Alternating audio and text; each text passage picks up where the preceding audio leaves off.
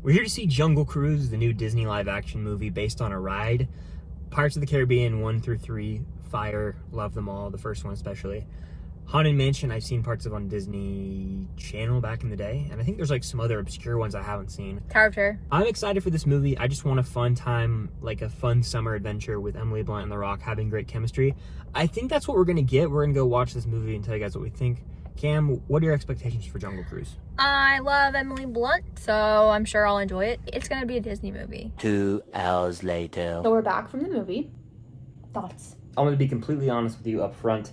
I had a lot of expectations going in. I wanted a fun Disney movie, and it deliver.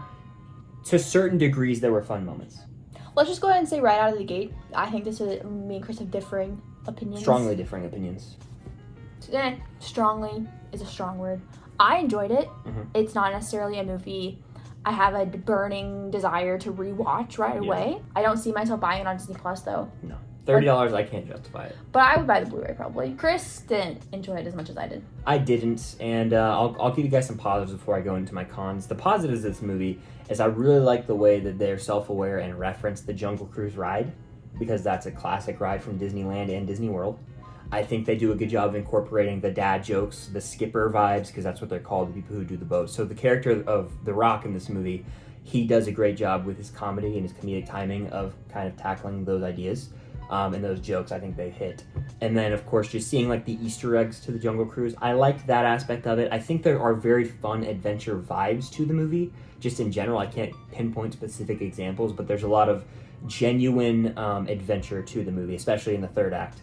They reminded me of something you might see in like a treasure hunt type of movie. Mm-hmm. So I liked all of that. And I will say Emily Blunt and The Rock killed it, and also Jesse Plemons. Everyone in their respective roles does a great job, and there's a lot of chemistry between The Rock and Emily Blunt. I hope we see them in more movies down the road.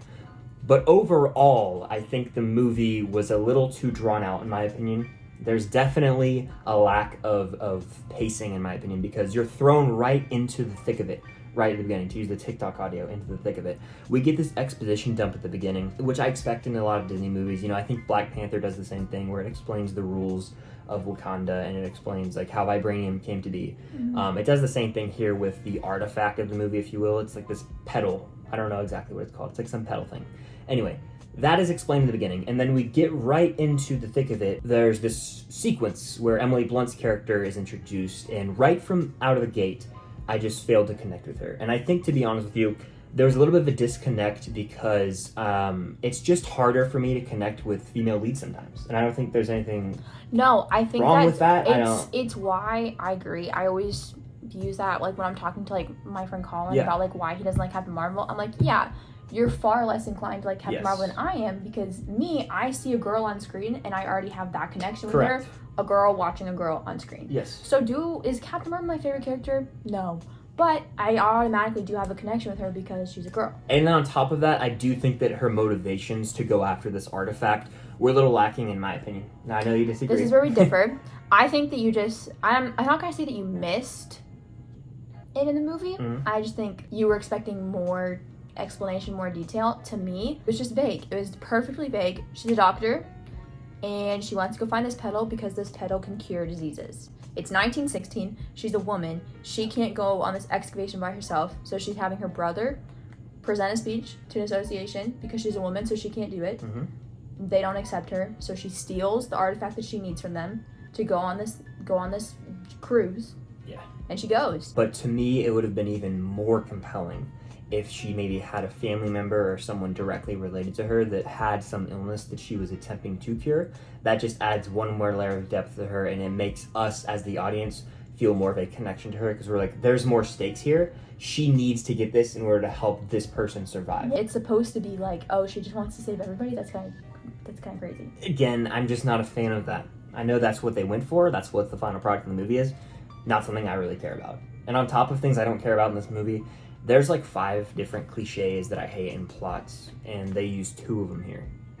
And I'm not going to say what they are. If you know me and you've heard me rant about my cliches that I hate in live streams or anything, you'll know what they are. It's a spoiler if I say it. But it happens multiple times in this movie, and I was just like, it's a waste of time, in my opinion. And I know your counter is, well, to the characters in the movie, it's different than to the audience when it comes to level of awareness of what occurs. You understand what I'm saying? Yes. That was such a good way of dancing around spoilers. Yeah. But it is not something I am fond of. I have said it in multiple videos. It's a personal thing for you. It's a personal thing, and that's just the way that it is, people. In addition, the villains in this movie, I don't go into a Jungle Cruise movie expecting the next Thanos or Darth Vader. I don't. I just want a villain with a compelling backstory. One of them they attempt, and it fails in my opinion. There's a scene that's laughable with like rock and roll music that's so hella out of place. The music choice was interesting, but the story is fine. It makes sense. It's actually decent. The story is told to us twice. It's told to us in the beginning, and then it's told to us a second time from a different perspective. Yeah. So I mean, there's a nice twist in this movie. A pretty nice twist, actually. I'm not too mad about. So props to the writing there.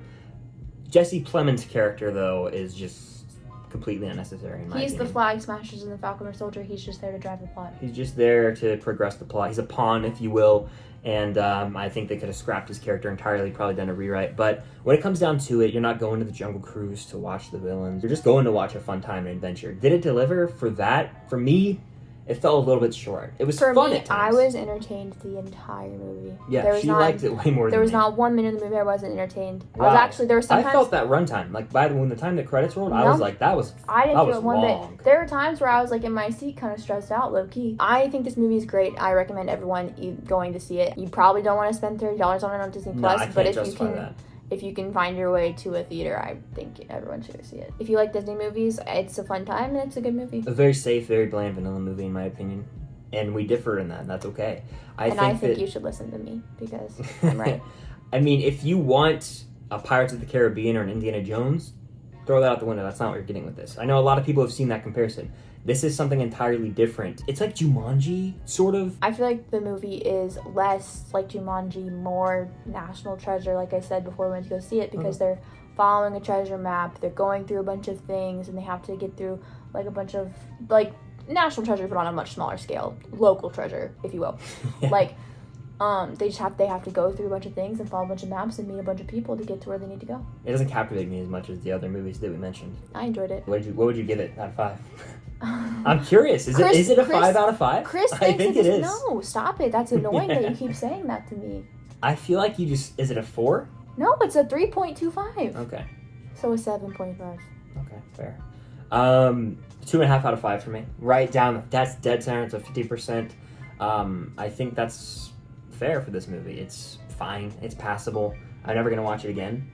There are fun moments to be had with it, but overall it was just a fine movie. I'm kind of upset by it because I do really like Disney movies. If you're a big Emily Blunt fan, you'll love it. There's definitely fun to be had, but of course that's up to you guys if you go and see the movie. But that's pretty much going to do it for our review of The Jungle Cruise. Kind of a friendly little discourse there. We don't really disagree that much on movies. But thank you all for watching again. Definitely hit the like button. Comment your thoughts on Jungle Cruise down below. Do you love it? Do you hate it? Are you on my side or Cam's side? Are you somewhere right in the middle? Are you all the way down here thinking it's the worst thing ever? Or do you think it's the best thing ever? What's the saying we always say? I'm always what? Wrong. Right. Hit that subscribe button if you're watching. We're very close to 3K subscribers, like less than 20 people. So if you're watching, it would mean a lot. Stay tuned for more videos coming soon. Until next time, see you guys later.